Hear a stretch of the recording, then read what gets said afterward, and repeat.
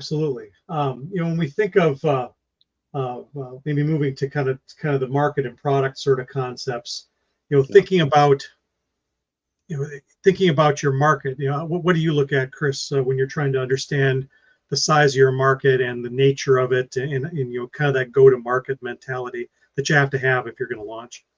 Well, it's a process, isn't it? I mean, you need to do some research essentially, and you need to do some thinking. And part of that thinking that we like to tell people about is having a business model canvas that people fill out honestly. I mean, there's no point in pulling the wool over your own eyes, because you're not going to get anywhere then. And also having a validation proposition canvas as well, a value proposition canvas, and also working out who your customers are. And the only way in which you can actually sort of work out in practical terms whether those things are true is to actually try it out and find some customers or some pre-launch customers. So, I mean, Bill, maybe you can flesh out what I've said there to help people understand a bit more.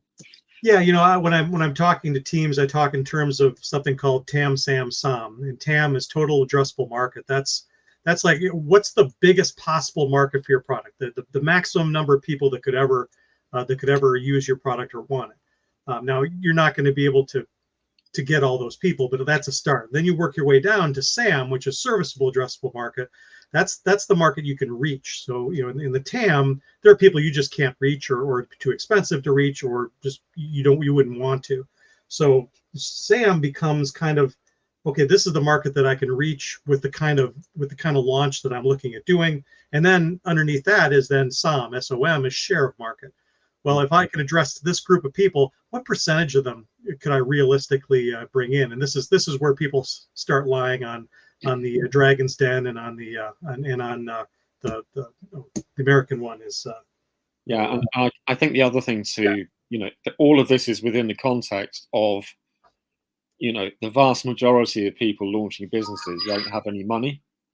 So these are lean startups. They're not kind of, if you're in the lucky position of having inherited wealth, then I suppose there are different things that come into play. But even then, you don't want to spend your fortune on some horse in the Kentucky Derby, do you really? So you need to be doing your research and making sure you're backing a winner before you go out there on a limb. Yeah, exactly. And that comes down to that segmentation. So get out there and talk to your customers, understand who is buying, and that will help really inform that SAM and SOM number is okay. Here are the people that are rushing to my product right now, and then that can help give you a little bit better idea of what your real market is going to be, at least initially. Obviously, over time you continue to expand your market, or it may even change. But getting really good at segmenting, understanding the difference between customer A and customer B, even though they look a lot alike, they may have very specific triggers that emotionally bring them to your value proposition versus not. And of course, emotions are the thing. I was just reading an article the other day about should products. Everyone's got a product in their mind that people should want. Everyone should want this. But should is, should be the top word on the gravestone of many.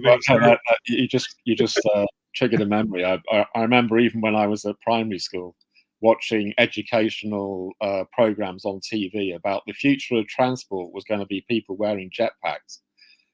And I mean, that's still not happened, and people are still talking about people wearing jetpacks, aren't they? So, well, it's kind of like the Segway vehicle. Everybody should want one of these. I mean, this is the way people should want to go move around in the future. Well, they didn't, in understanding that in the moment.